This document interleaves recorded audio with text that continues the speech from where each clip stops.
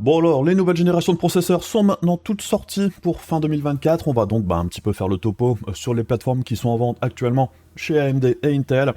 Ce qui est intéressant et dans quelle situation. Les petits pièges à éviter et tout ça. Allons-y, c'est parti.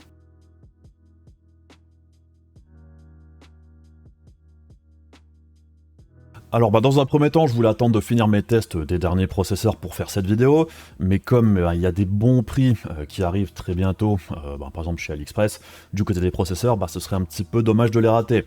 Mais bon, test ou pas test de ma part, ça change pas vraiment les conclusions, puisqu'on a grosso modo tous les éléments, je dirais, pour savoir plus ou moins où on met les pieds. Et comme toujours sur la chaîne, tout ce que je raconte est argumenté, chiffre à l'appui.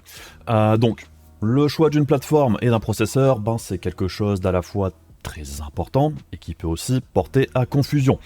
Et pour les joueurs, ce qui reste souvent très confus au niveau des processeurs et tout ça, c'est surtout les histoires de bottleneck, qui est aussi le fameux « mais pourquoi tous les tests processeurs sont faits en 1080p par exemple ?» Alors, en réalité, les deux questions sont liées au bottleneck, et j'ai déjà fait une vidéo sur ce sujet-là il y a quelques temps, et je vous invite à aller la regarder pour comprendre tout ça, si vous vous posez des questions sur ce sujet. Le lien est dans la description de la vidéo. Et si vous voulez pas trop vous prendre la tête sur le choix d'une config, j'ai une page Amazon, le lien est dans la description de la vidéo, et là vous y trouverez des exemples de config PC type, qui cherchent à être équilibrés pour un usage gaming classique, je dirais. On retrouve par exemple aussi les cartes graphiques du moment, des différentes listes pour les écrans, des trucs random, un petit peu de tout. Et comme vous pouvez le voir aussi, il y a des configs AMD ou Intel qui visent tel ou tel niveau de performance en moyenne et à différents budgets. Et si vous prenez une config au pif par exemple, vous voyez qu'à chaque fois il y a une petite icône, ou très régulièrement, en dessous de plusieurs objets, où je laisse un petit commentaire, si c'est intéressant ou pas, quel budget maximum je mettrai dans telle ou telle pièce, puisqu'évidemment, ça peut évoluer. Alors évidemment, si vous trouvez moins cher ailleurs, telle ou telle pièce, n'hésitez pas à acheter dans d'autres boutiques, puisqu'Amazon, évidemment, c'est pas toujours le moins cher, comme on va le voir juste après d'ailleurs.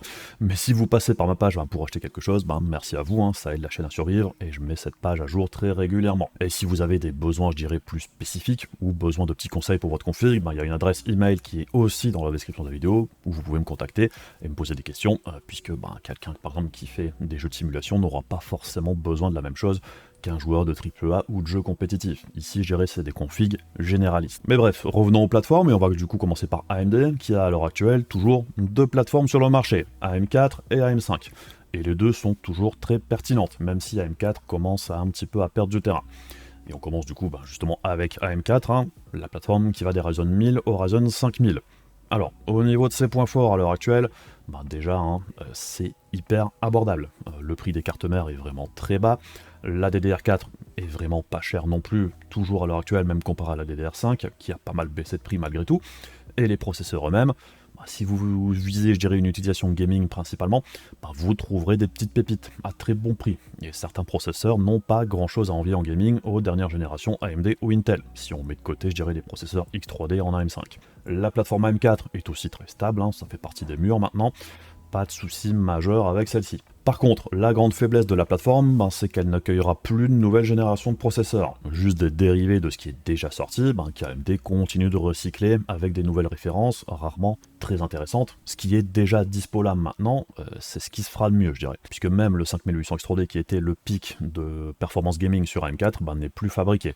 Par contre, le 5700 X3D dont on parlera après est toujours là, du moins pour le moment. Et au niveau des cartes mères, même si les prix sont assez bas, on trouve malheureusement plus que des cartes milieu ou entrée de gamme, ce qui n'est pas un drame, mais ça peut être quand même assez limitant pour certaines personnes, puisque par exemple on ne trouve plus de chipset X570 quasiment, il n'y a quasiment plus que du B550 ou B550M. Et par exemple, si vous avez besoin du Wi-Fi sur la carte mère, ça amène à des tarifs du coup assez proches de carte mère AM5 d'entrée de gamme, ce qui n'était pas le cas auparavant. Ça réduit, je dirais, l'intérêt de la plateforme AM4 petit à petit, puisque les différences de prix entre les deux plateformes est de moins en moins important sur l'entrée de gamme aussi. Personnellement, je trouve qu'il y a quasiment uniquement deux processeurs qui se démarquent sur AM4 à l'heure actuelle, à savoir le Ryzen 5600, si vous voulez faire une petite config abordable, surtout si vous en décotez un autour des 60-70 € sur AliExpress, qu'on risque de retrouver encore ce mois-ci avec le Black Friday et le 11 novembre pour les Single Days, avec des promos du coup qui commencent ce soir à minuit, au moment où on sortira cette vidéo.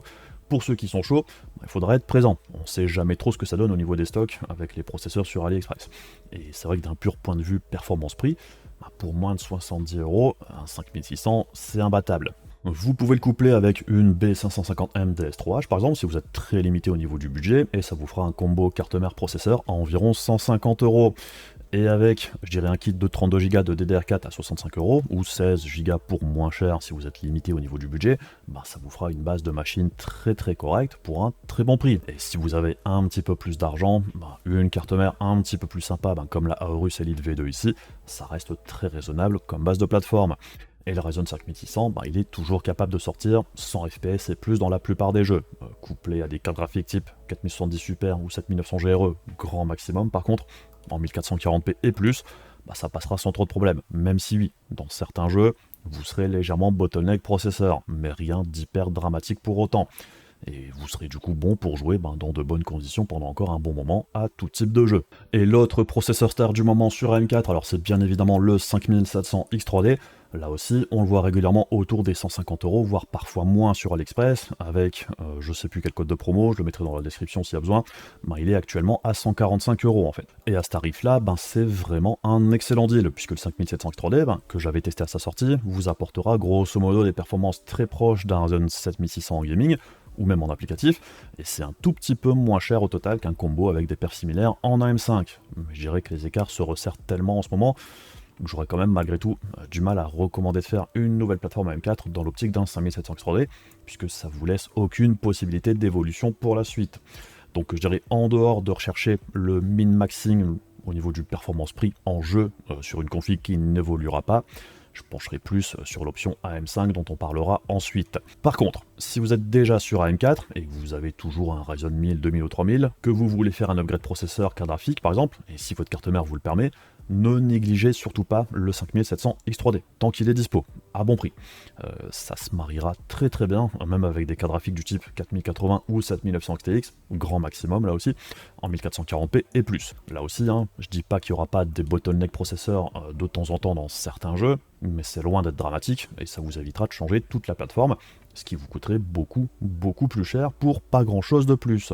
Donc je préfère le rappeler quand même, puisque je vois pas mal de monde tenter de passer d'un Ryzen 1000, 2000 ou 3000 à de la M5 directement, et je trouve ça quand même très dommage.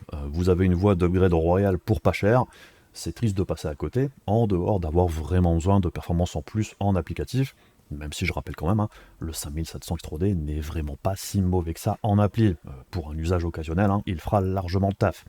N'hésitez pas à aller voir des tests sur les programmes que vous utilisez, si c'est suffisant pour vos besoins ou pas. Par contre, passer d'un Ryzen 5000 à un 5700 X3D, ou même, je dirais, d'une ancienne plateforme Intel DDR4 à la M4, en changeant juste le combo carte mère CPU, si par exemple vous avez un kit de 64 Go de RAM et que ça vous embête de passer en DDR5 puisque ça vous coûterait bien plus cher du coup, ça peut aussi valoir le coup pour faire un upgrade sympathique et pas trop cher, puisqu'il y a certains anciens i7 maintenant qui se revendent à des prix assez délirants en occasion. Si vous allez jeter un œil de temps en temps, vous pourriez être surpris.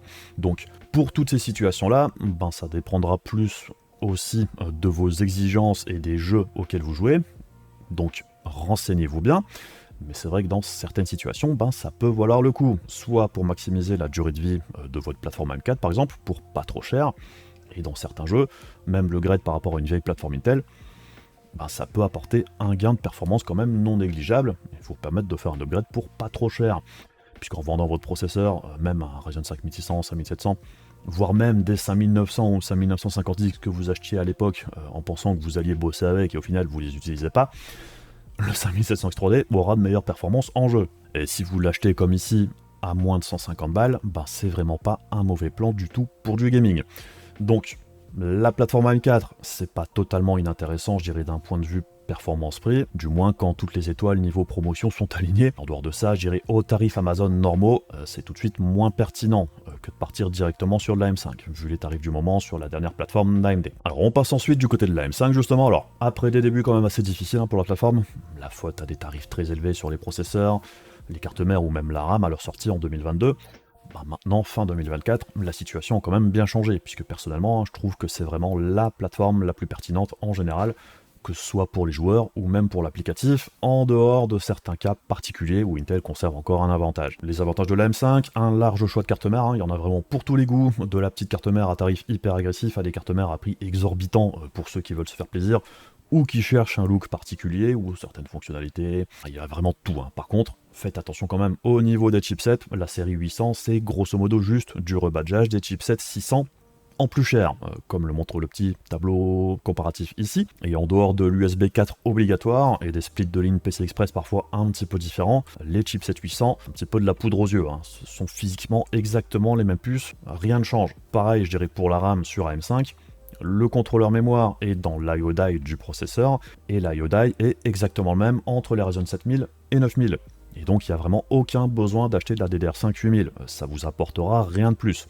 Tech Power Up avait fait un dossier sur le sujet, et que ce soit avec la Ryzen 7000 ou 9000, le sweet spot, ça reste la DDR5 6000 CAS30 pour pas trop se prendre la tête. Après oui, je sais, on peut essayer de maximiser le truc en poussant à 6400, mais ça passe pas à tous les coups. Donc faites attention à, je dirais, pas dépenser trop d'argent pour rien au niveau de la carte mère ou de la RAM, Et pour les cartes mères, je vous invite à regarder les tests d'Hardware Unboxed qui ont comparé énormément de cartes mères AM5, que ce soit avec les anciens ou les derniers chipsets, pour vous faire un petit peu une idée de ce qui est sympathique ou pas. Au niveau des processeurs, alors les Ryzen 9000 sont sortis depuis cet été, et même si ce ne sont pas de mauvais processeurs, leur prix à leur sortie était vraiment assez prohibitif vis-à-vis de la gamme 7000, puisque que ce soit en jeu ou en applicatif, pour le grand public, le gain de performance de la nouvelle génération n'est pas vraiment incroyable, à gamme équivalente. Et même si les prix des Ryzen 9000 ont déjà bien diminué, dans la plupart des cas, les Ryzen 7000 restent plus intéressants au niveau du performance-prix global. Même si par exemple, le Ryzen 9600X sur AliExpress que l'on voit ici, ça sera en promo ce 11 novembre à partir du coup de ce soir, minuit, pour les single days à 180 €. C'est évidemment un bon deal, mais on avait également vu les Ryzen 7700 par exemple à 175 € il y a quelques semaines de ça sur AliExpress également. Donc là c'est un bon deal, mais il faut quand même faire attention. On pourrait aussi voir d'autres promos très intéressantes sur la gamme 7000 aussi. Et pour ceux qui sont un petit peu plus limités au niveau du budget, on a également vu le Ryzen 7500F pour environ 115 € sur AliExpress également. Je ne serais pas très surpris qu'il apparaisse dans les jours qui viennent. Donc pour les Ryzen non X3D, entre les 7000 et les 9000, tout est question de promotion et d'opportunité. Mais gardez bien à l'esprit qu'en gaming, la différence à gamme équivalente entre les 7000 et 9000 n'est que d'environ 5% en moyenne, soit totalement imperceptible la plupart du temps. Pour les processeurs X3D par contre, alors le 9800 X3D qui vient de sortir évidemment, si vous voulez le processeur le plus performant en gaming, c'est lui, sans aucun doute possible, mais il est également assez cher, puisque le tarif officiel est de 530 € pour l'Europe. Si parfois vous vous posez un petit peu la question quel est le tarif officiel pour certaines pièces à leur sortie, en ce qui concerne AMD, par exemple là sur le shop AMD, vous voyez que le 9800 X3D qui vient de sortir, c'est 535 €. Et on l'a vu à ce tarif-là chez Kesking ou même chez PC Componentes. Donc si ça coûte plus cher dans le commerce, comme par exemple dans les boutiques du groupe LDLC, donc Top Achat, Matériel.net, Hardware.fr et aussi maintenant Rue du Commerce, le 9800 X3D sur ces boutiques-là tournait aux alentours des 570-580 € à la sortie. À ce prix-là, ils se font plaisir sur votre dos, comme c'est malheureusement trop souvent le cas. Donc faites attention où vous achetez. Même si je sais qu'avec, je dirais, le stock assez faible, même à ce tarif-là, c'est parti assez vite. Donc le 9800 X3D, en gaming, c'est le meilleur processeur à l'heure actuelle. En applicatif, c'est loin d'être mauvais aussi. Mais oui, c'est pas donné, et d'un pur point de vue performance-prix, c'est évidemment pas le meilleur. Ça n'a pas empêché les stocks de se faire dévaliser très rapidement au moment de la sortie, mais il y aura sûrement de la réappro assez rapidement si ce processeur vous intéresse. Et en ce qui concerne le 7800 X3D, alors en l'état, vu les prix actuels, ça donne pas spécialement envie, puisqu'on le trouvait pour bien moins cher que ça il n'y a pas si longtemps. Donc AMD a bien joué son coup ici, je dirais, pour éviter les comparaisons défavorables avec le 9800 X3D au moment de la sortie. Donc pour le 7800 X3D, je dirais que tout dépendra de son prix et de vos besoins. Grosso modo, vous avez 10% d'écart entre les deux en gaming, en moyenne. Il y a des jeux c'est plus, il y en a ce sera moins, et 20% en moyenne en applicatif. Donc à vous de voir, je dirais, ce qui est le plus pertinent au moment de l'achat pour vous. C'est pas trop si AMD continuera de produire le 7800 X3D non plus. Vu que les deux processeurs, je dirais, sont sur le même process de fabrication, je pense qu'il y a plus de chances qu'ils arrêtent assez rapidement de produire le 7800 X3D que l'inverse, mais on verra bien. Pour les 7900 et 7950 X3D par contre, alors là aussi, on s'attend à ce que les 9900 et 9950 X3D soient un bon cran plus performant en applicatif vis-à-vis de la gamme actuelle. Et les performances en gaming seront sûrement similaires au 9800 X3D. Ça reste à confirmer malgré tout, mais il y a de grandes chances que du coup, le 9950 X3D soit le processeur sans compromis de la génération. Et si c'est le cas, AMD risque de le vendre un bon cran plus cher que le 7950 X3D à l'heure actuelle. Donc là aussi, c'est plus une question d'opportunité sur les prix avec une bonne promo. le 7950X3D, ça reste tout à fait pertinent. Et si on revient maintenant aux cartes mères sur AM5, il y a plusieurs modèles que j'apprécie sur la plateforme. Pour les petits budgets, la reine du prestation-prix, je dirais, c'est toujours cette carte mère d'Icerock, la B650M HDV M2, pour 124 €. Alors, il n'y a que 2 slots, je dirais, de RAM uniquement, mais comme avec la DDR5, 4 barrettes en même temps, c'est de toute manière assez compliqué, c'est pas vraiment un si gros point faible à mon goût. Je dirais que son plus gros point faible, c'est qu'il n'y a que 2 slots M2, et pas de Wi-Fi sur la carte mère. Et même si on peut rajouter une carte interne pour le Wi-Fi, comme vous pouvez le voir ici, si le Wi-Fi est un impératif, je dirais qu'il y a de meilleurs choix niveau carte mère, si vous n'avez pas déjà de carte Wi-Fi externe par exemple. Mais c'est vrai qu'en dehors de ça, pour 125 €, même la backplate est pas si mal fournie. 7 ports USB dont un USB-C, l'étage d'Alim est suffisamment costaud pour encaisser même les 7950X, si on suit les tests d'Hardware Unboxed au sujet de cette carte mère. Donc pour min-maxer, c'est vraiment pas mal du tout, en couplant en promo AliExpress sur le 7500F à 115 balles, ou au 9600X à 180 €, avec 32 Go de DDR5 6000, c'est le 30 à 105 balles, et un petit ventirad à 25 € qui fera le boulot, on est quasiment au prix de la plateforme AM4, avec des perfs un chouïa en dessous du 5700X3D si vous partez sur le 7500F, et un petit peu plus cher et un poil au-dessus en partant sur le 9600X. Donc c'est très intéressant. L'autre grand classique sur AM5 en carte mère, alors c'est la Gigabyte Gaming X AX version 2. C'est pas trop cher, c'est solide, les BIOS Gigabyte restent dans les meilleurs sur AM5 à mon goût, le Wi-Fi est inclus, 3 ports M2, 8 USB, il y a grosso modo tout ce qu'il faut pour moins de 170 €. C'est la carte un petit peu tout terrain pour un budget très sympa, et il y a même 10 € de cashback en ce moment chez Gigabyte sur cette carte mère. Donc c'est un prix plutôt sympathique. Et si vous voulez absolument le PC Express génération 5 sur la carte graphique, qui ne changera probablement pas grand chose, même sur la prochaine génération de cartes, vous avez l'option Gigabyte B650EA Elite AX que vous voyez ici. Alors bon, elle est blanche, donc selon votre bid, ça pourra vous plaire ou pas, mais je dirais que pour son prix, c'est bien fourni. 12 ports USB, le Wi-Fi, 3 ports M2, bref, ça fait le boulot là aussi. 10 € de cashback chez Gigabyte sur cette carte mère là en ce moment, et c'est moins cher que la plupart des cartes mères équivalentes en X870. Donc bref, la M5 pour moi c'est la plateforme du moment. Non seulement je dirais vous avez l'embarras du choix au niveau des cartes mères, au niveau du look, du prix, des features, les processeurs aussi, il y en a pour tous les besoins et budgets, même s'il manque encore les 9900 et 9950X3D. Pour ceux qui veulent, je dirais, les meilleurs processeurs gaming et applicatifs à la fois, sans concession. Ça sera pour janvier, mais gardez bien à l'esprit qu'ils risquent d'être eux aussi plus chers que sur la génération précédente. Et en dehors de ça, normalement, les futures générations de Ryzen avec Zen 6 devraient aussi être sur AM5, puisqu'AMD a indiqué un support de la plateforme jusqu'en 2027, et on s'attend à voir débarquer Zen 6 en 2026. Au niveau du calendrier, normalement, c'est comme ça que ça devrait se passer. Mais on n'a pas de confirmation de la part d'AMD pour le moment, donc on ne peut pas affirmer que ce soit 100% sûr. Donc si vous partez sur AM5, je dirais faites-le dans l'optique des gammes actuelles et de peut-être un upgrade possible en plus, mais pas garanti. Du coup, on passe maintenant du côté de chez Intel, et là c'est quand même beaucoup plus compliqué. On commence avec le LGA 1700 qui accueille les processeurs génération 12, 13 et 14.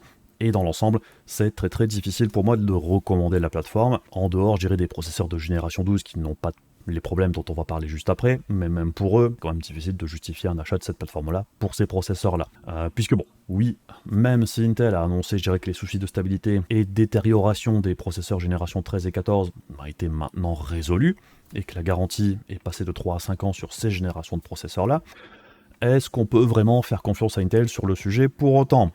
Puisque si on refait un petit peu le film des problèmes de ces processeurs-là, c'est pas très glorieux pour la marque, vu qu'Intel était probablement au courant qu'il y avait un problème avant tout le monde, et que quand l'histoire a commencé à faire du bruit, ils ont dans un premier temps un petit peu joué la montre, en tentant de rejeter la faute en partie sur les fabricants de cartes mères. Situation qui avait abouti sur les histoires de profils par défaut dans les BIOS, que même les fabricants de cartes mères ont eu du mal à comprendre, vu que chaque constructeur avait sorti des profils par défaut différents, vu qu'Intel n'avait pas été capable de faire quelque chose de clair sur le sujet assez rapidement. Mais bon, les profils par défaut, apparemment, c'était pas suffisant. On a donc ensuite eu les histoires de BIOS censées ce coup-ci bien résoudre les problèmes de stabilité et dégradation. Ça arrivait quelques mois plus tard, qui au final, cette première série de BIOS n'ont pas été les derniers, puisqu'on a eu une autre série de microcoded BIOS correcteurs censés être les derniers, qui sont arrivés au mois d'août, plus ou moins en même temps que la sortie des Ryzen 9000, pour au final avoir encore une autre série de vrais BIOS en octobre. Du coup, est-ce que c'est la bonne ce coup-ci, ou est-ce que ce sont encore une fois les derniers BIOS jusqu'au prochain? On sait pas, on n'a pas encore le recul. Et c'est vrai que c'est quand même difficile de faire confiance à la marque ici, puisqu'Intel est à la fois jugé parti. Ce sont eux qui ont créé le problème, et ils ont aussi traîné des pieds pour le résoudre, et ce sont aussi eux qui nous disent maintenant que tout est ok, pas de problème. Mais quand on garde à l'esprit que toute cette histoire a pris pas loin d'1 an, est-ce qu'on peut vraiment affirmer que les derniers BIOS éviteront bien tout problème?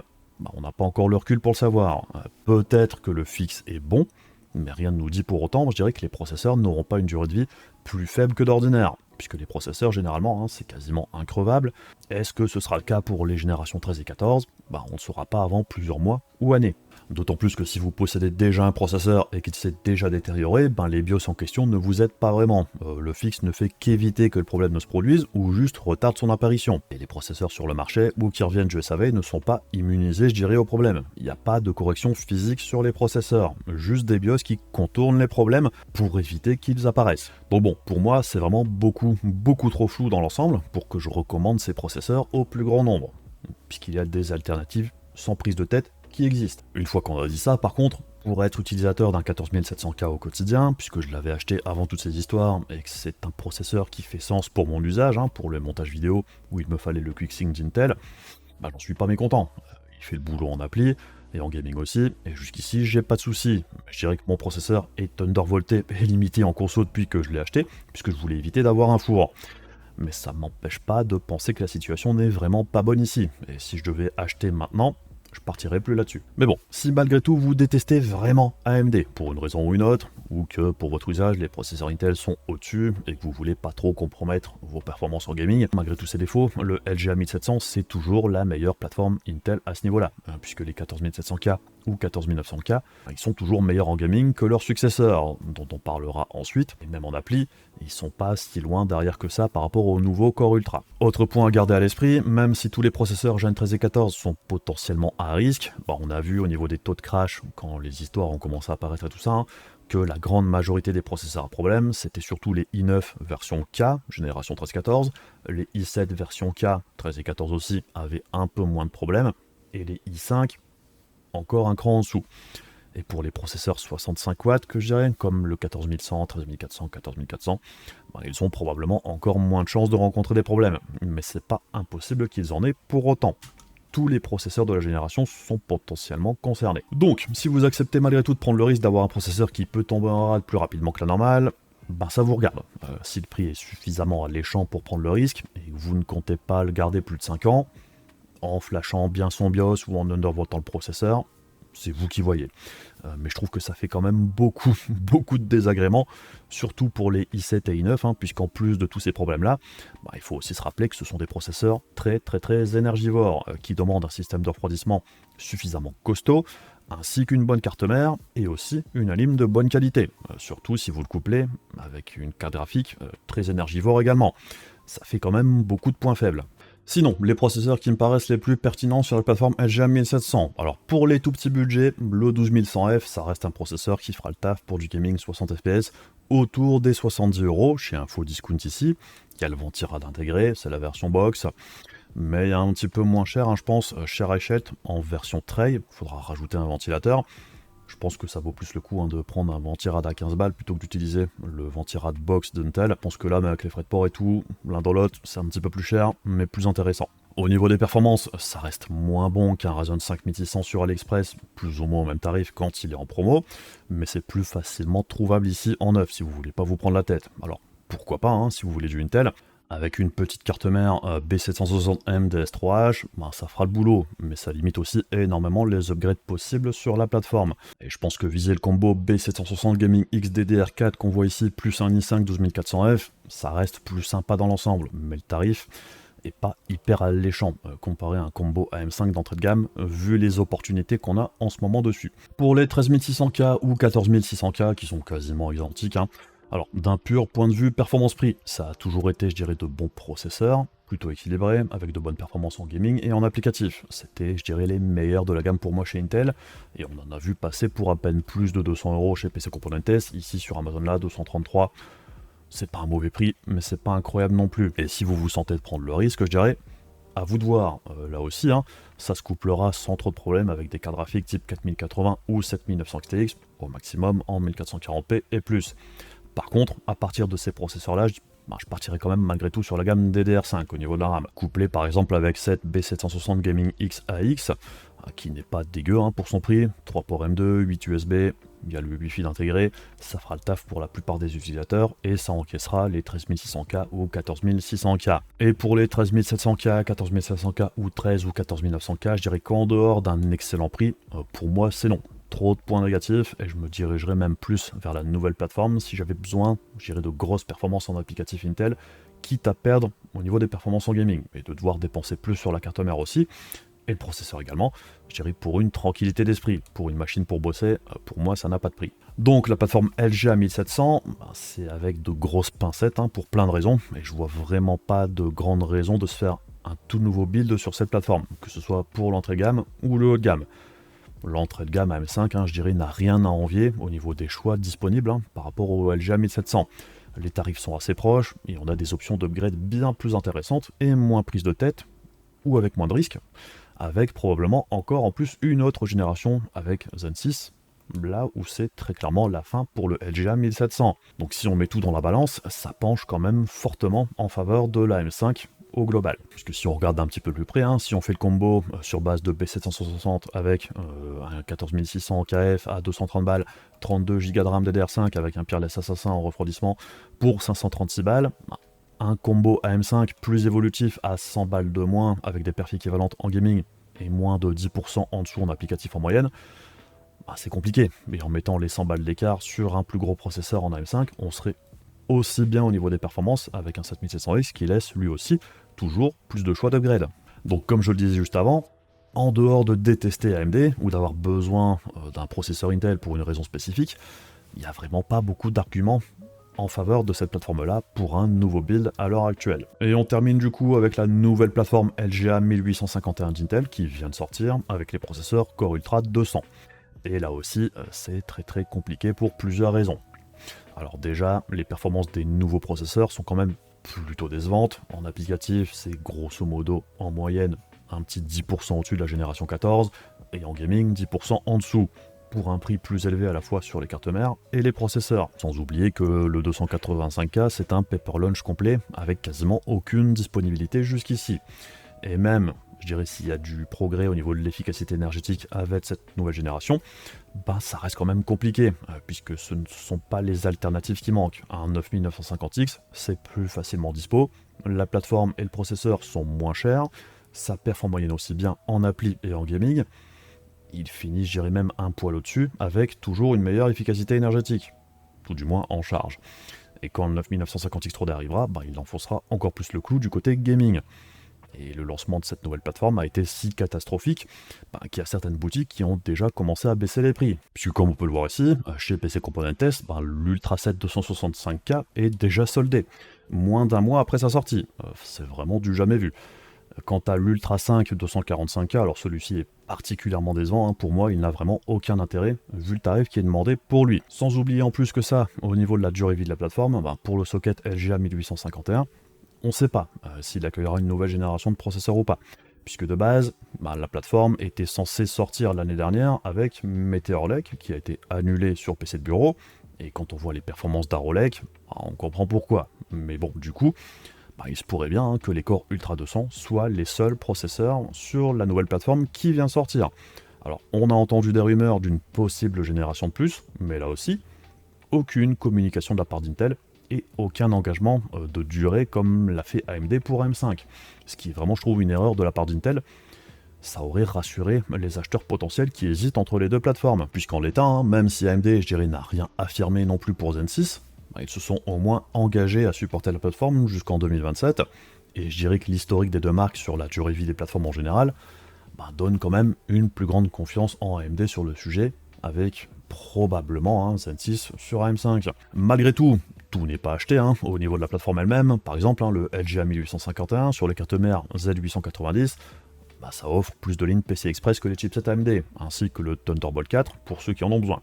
Pareil au niveau du contrôleur mémoire, celui-ci encaisse du 8 Mega transfert, et plus, ainsi que le support de la DDR5 QDIM.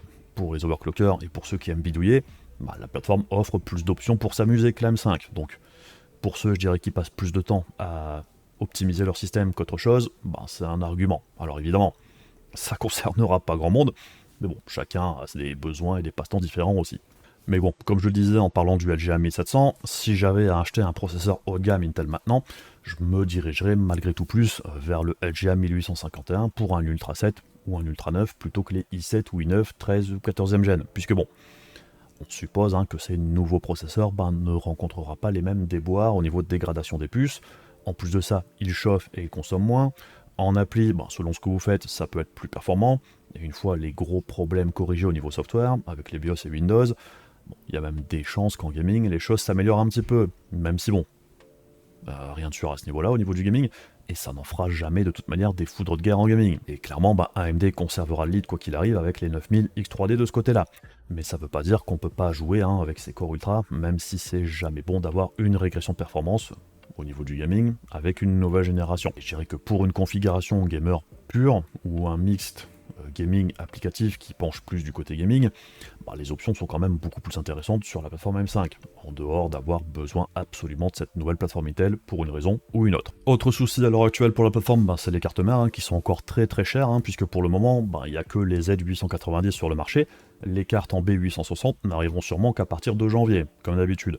Et personnellement, la carte que j'ai achetée pour faire mes tests, c'est celle que vous voyez ici, c'est une ASRock Live Mixer Wi-Fi. C'est celle qui me paraissait la mieux fournie pour le prix, malgré tout très élevé de 300 €. Alors déjà, je trouve qu'elle est quand même plus sobre que les anciennes Live Mixer, qui avaient un style particulier, on va dire, au niveau du look. Donc on a ici un étage d'alim bien costaud, 14 USB à l'arrière, dont 2 Thunderbolt 4, le Wi-Fi 7, 4 ports M2 et d'autres bidules. Il y a des cartes mères moins chères qui peuvent aussi faire le taf, d'autant plus que les nouveaux processeurs Intel consomment moins qu'avant, donc du coup il y a moins, je dirais, de besoin de prendre une grosse carte mère costaud du côté des VRM. Mais bon, au niveau carte mère, même si elle reste très chère malgré tout, c'est celle qui me faisait le moins mal au cul au moment de faire un choix. Donc c'est vers celle-ci que je me suis porté. Après, évidemment, il y a des choix tout à fait respectables aux alentours des 250-270 balles. Bon, j'ai préféré mettre les 30-50 balles de plus pour prendre celle-ci. Bon bref, le LGA 1851, c'est pas hyper attractif pour le moment, et c'est difficile de le recommander, je dirais, en dehors d'avoir absolument besoin de certains plus de la plateforme et d'un processeur Intel. Et j'espère que les bugs et performances en gaming seront améliorés et corrigés rapidement, et que les prix baisseront aussi sur les cartes mères et les processeurs pour rendre ça un petit peu plus attractif qu'actuellement, puisque bon, là, si on regarde le prix pour se faire une config potable gaming et appli, le combo carte mère processeur, ça tape tout de suite au-dessus de 800 €, là où en AM5, pour quelque chose de similaire en gaming et applicatif, en moyenne on est 100 balles en dessous, donc ouais, c'est compliqué pour Intel en ce moment. Enfin bref, j'espère que cette vidéo vous aura permis de voir un petit peu plus clair sur la situation actuelle et ce que j'en pense. Alors je sais que tout le monde ne sera pas du même avis que moi sur tous les sujets, et je suis le premier à déplorer qu'Intel soit autant dans la sauce dernièrement, puisqu'on voit direct qu'AMD en profite pour faire grimper les prix. C'est normal, vu qu'ils sont leaders sur un segment du marché, ils en profitent. Donc bon, on a quand même besoin malgré tout qu'Intel reprenne du poil de la bête, mais en l'état pour l'instant, entre les soucis de l'ancienne plateforme et la nouvelle qui brille pas spécialement d'un pur point de vue performance-prix, ça place AM5 en vainqueur par défaut dans la plupart des situations pour cette fin d'année. Mais on verra bien comment ça évolue au fil du temps. Je rappelle que je mettrai les liens vers tous les produits qu'on a vus dans la description de la vidéo. Et si vous êtes intéressé par les Ryzen sur AliExpress, je rajoute aussi qu'il vaut mieux éviter de choisir des livraisons par FedEx ou DHL ou autres gros transporteurs connus, et toujours choisir la poste dans les options. Et si malgré tout le revendeur expédie avec ces transporteurs là, ne vous faites pas avoir s'il vous réclame des frais de douane ou la TVA. Si elle est déjà payée au moment de l'achat, vous avez la facture pour preuve qu'elle est déjà payée sur le site d'AliExpress. Donc ne payez pas 2 fois la TVA pour faire plaisir à FedEx et compagnie. Parce que j'ai eu le problème moi-même avec un 5700 XD que j'avais acheté cet été. Ça a traîné, je dirais, pendant 2-3 mois, mais il y a quelques jours justement, ils ont enfin fini par lâcher l'affaire, mais ça a pris du temps. Bon, il n'y a vraiment pas de raison de se faire enfler par les transporteurs. Si la TVA est déjà payée au moment de l'achat, faut pas la payer 2 fois. Sinon oui, soyez prêts pour les deals sur AliExpress, il y aura sûrement de bonnes affaires en plus de celles qu'on a déjà vues aujourd'hui, à partir du 11 et probablement au Black Friday aussi. Enfin bref, c'est tout pour moi pour aujourd'hui. Comme d'habitude, si vous voulez soutenir la chaîne, les machins pénibles de YouTube, la page Amazon de la chaîne, et comme toujours, un gros big up aux membres de la page Ko-fi et aux membres soutien YouTube qui aident la chaîne à survivre. Donc encore une fois, un grand merci à vous tous. Et du coup, on se retrouve aussi très rapidement pour d'autres vidéos. Je vous fais des bisous, je vous dis à la prochaine, salut!